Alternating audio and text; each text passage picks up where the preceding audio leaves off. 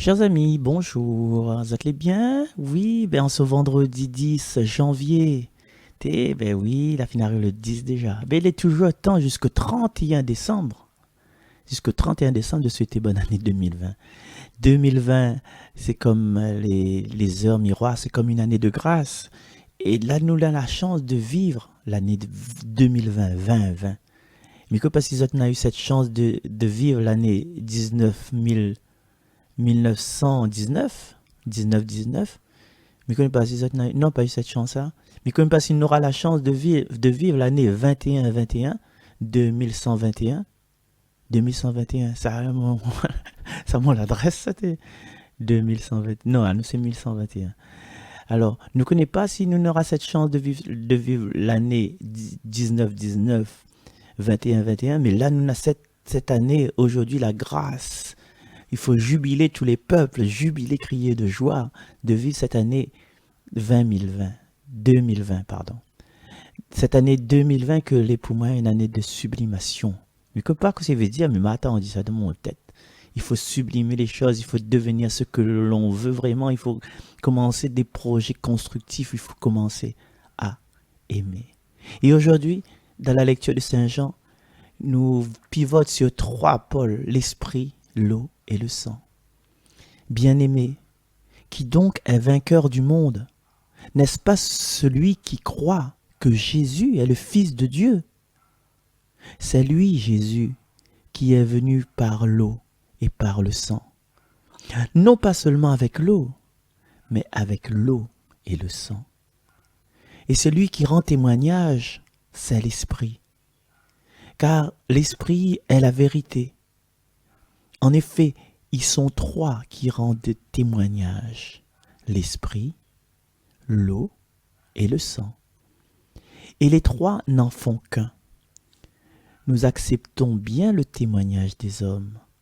Or, le témoignage de Dieu a plus de valeur, puisque le témoignage de Dieu, c'est celui qu'il rend à son Fils. Celui qui met sa foi dans le Fils de Dieu possède en lui-même ce témoignage. Celui qui ne croit pas Dieu, celui-là fait de Dieu un menteur, puisqu'il n'a pas mis sa foi dans le témoignage que Dieu rend à son Fils. Et ce témoignage, le voici. Dieu nous a donné la vie éternelle, et cette vie est dans son Fils. Celui qui a le Fils possède la vie. Celui qui n'a pas le Fils de Dieu ne possède pas la vie.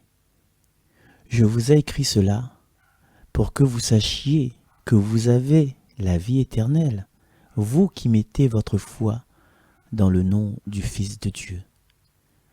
Parole du Seigneur. Ouais. Que dire après ces mots-là? Que dire après ce témoignage que Dieu rend à son Fils? Que dire après cette certitude que Saint Jean dit à nous que celui qui possède le Fils, celui qui est avec le Fils, celui qui a la foi dans le Fils, a la vie éternelle. Nous n'avons déjà la vie éternelle, nous qui croyons en la divinité de Jésus, nous qui croyons en Dieu.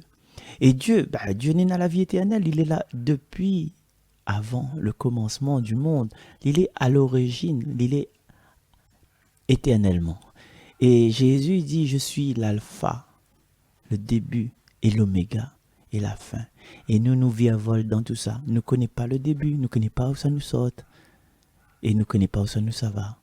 Et le secret, c'est que le Verbe s'est fait chair, il a habité parmi nous. Et nous, à l'image de Dieu, où ça nous saute dans notre moment, mais avant nous sommes télé, eh bien, nous t'es au commencement.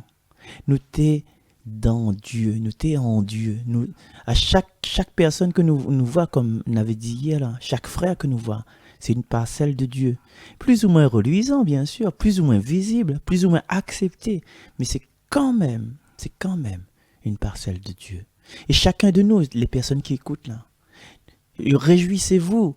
Quand tu regardes les autres dans le miroir le matin, tu dis waouh, moi, t'es un canon, mais gars, super extra classe, un petit cap la soie, quoi. C'est parce que, oui, il faut dire ça, oui, il faut dire. Personne ne dira pas où. Personne ne dira pas. Donc, faut dire même avec la foi que n'est dans notre cœur. La foi que n'est dans notre cœur, et cette foi qui pousse à haut à devenir à l'image de Dieu. Mais avec ça, ça peut foutre l'intéressant, ça pas drague toute bonne tantine, ou bien ça pas fait le petit poupette devant toutes les bonnes gars, quoi. Mais non, ça c'est la lumière divine que les en ou que les en nous. Et où ça nous savoir quand nous morts? Ben, nous retourne à cette lumière-là, nous sort chez nous, dans le sein d'Abraham, dans le sein de Dieu, nous retourne chez nous, dans le sein d'Abraham, dans le sein de Dieu. Et c'est ça qui suivent un petit peu les témoignages des expérienceurs de la mort imminente. Il ne faut pas rejeter tout ça. De monde l'a causé, de monde l'a vivre, a eu cette expérience. Et Nicole Dron, elle dit comme ça, j'avais l'impression de retourner à la maison. Ben oui, où ça il est notre maison? Le psaume 26 ou bien le psaume 23 dit, je tourne les yeux vers les montagnes, d'où me viendra le secours? Ben, le secours il vient de Dieu.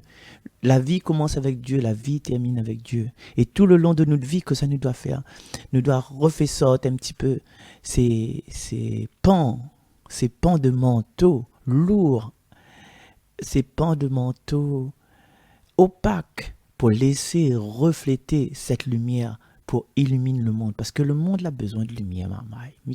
Alain, Marianne, le monde a besoin de lumière. Du coup, aujourd'hui, cette lecture-là, à travers ces mots-là, nous peut vivre justement en ayant cette foi que la vie éternelle nous a été donnée. Et cette vie est dans le Fils. Et nous maintenant, allons essayer de posséder le Fils. Parce que si nous ne possédons pas le Fils, nous ne posséderons pas la vie. Et si nous voulons la vie éternelle, mettons notre foi en Dieu.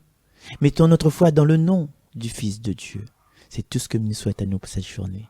Allez, nous retrouve demain. Bye bye.